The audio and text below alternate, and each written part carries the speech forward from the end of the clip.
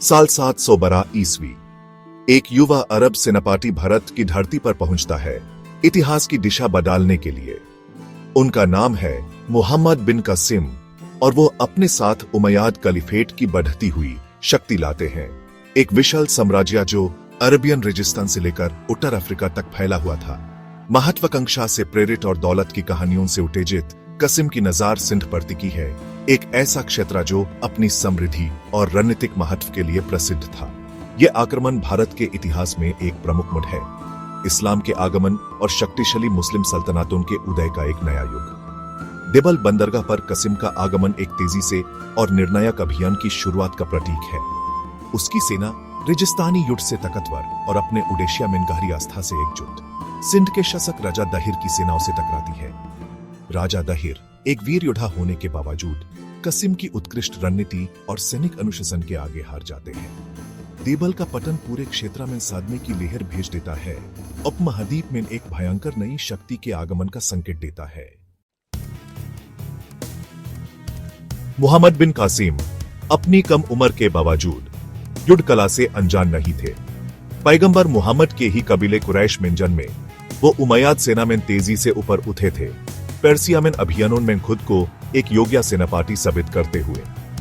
जब सिंध के अभियान का नेतृत्व करने का आदेश आया तो कासिम ने जोश के साथ जवाब दिया, एक नए युद्ध भूमि पर अपनी योग्यता साबित करने और इस्लामी साम्राज्य की सीमाओं का विस्तार करने के लिए उत्सुक। उनकी महत्वाकांक्षा केवल व्यक्तिगत गौरव से प्रेरित नहीं थी। खलीफ अल वलीद ई के नेतृत्व में उमैयद कलीफेट इस्लाम के प्रसार और कीमती व्यापार मार्ग सुरक्षित करने की इच्छा से प्रेरित तेजी से विस्तार के दौर में था। अरेबियन सी तक पहुंच और सिल्क रोड से जुड़े होने के साथ सिंध उमैयादों के लिए एक रणनीतिक इनाम था। इसलिए कासिम का आक्रमण केवल विजय ही नहीं था बल्कि एक बड़े भू राजनीतिक खेल में एक सोची समझी चल थी जिसके भारत के उपमहाद्वीप पर दीर्घकालिक परिणाम होंगे। देबाल के धू कर रहे खंडारों से कासिम की सेना उत्तर की ओर बढ़ी, अपने पीछे एक के बाद एक कब्जा किए गए शहरों का निशान छोड़ते हुए। निरुन एक अभेदिया समझा जाने वाला किला एक छोटे से घेरे के बाद गिर गया। अरब हमले की तीव्रता से उसके रक्षक दब गए। सहवान एक और रणनीतिक गार्ड को सैनिक शक्ति और चतुर कूटनीति के मिल से जीत लिया गया।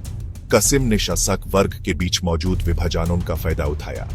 हर शहर पर कब्जा करने से कासिम अपने अंतिम लक्ष्य के करीब पहुंचते गए। मुल्तान यह प्राचीन नगर अपनी संपाटी और पूज्या सुन टेम्पल के लिए प्रसिद्ध राजा दहिर की शक्ति का प्रतीक था।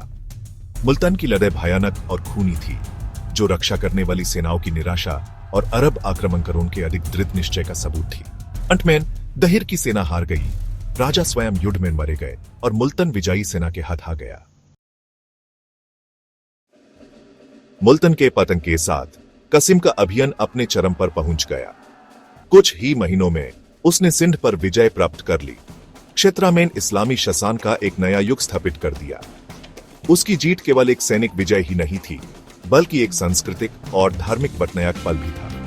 पहली बार सिंध के प्राचीन नगरों में अजान की गूंज सुनाई दी, मस्जिदों का निर्माण किया गया और इस्लामी कानून स्थापित किया गया। कासिम का शासन यद्यपि अल्पकालिक था, इस्लाम और भारतीय उपमहाद्वीप के बीच एक लंबे और जटिल संबंध की शुरुआत का प्रतीक है।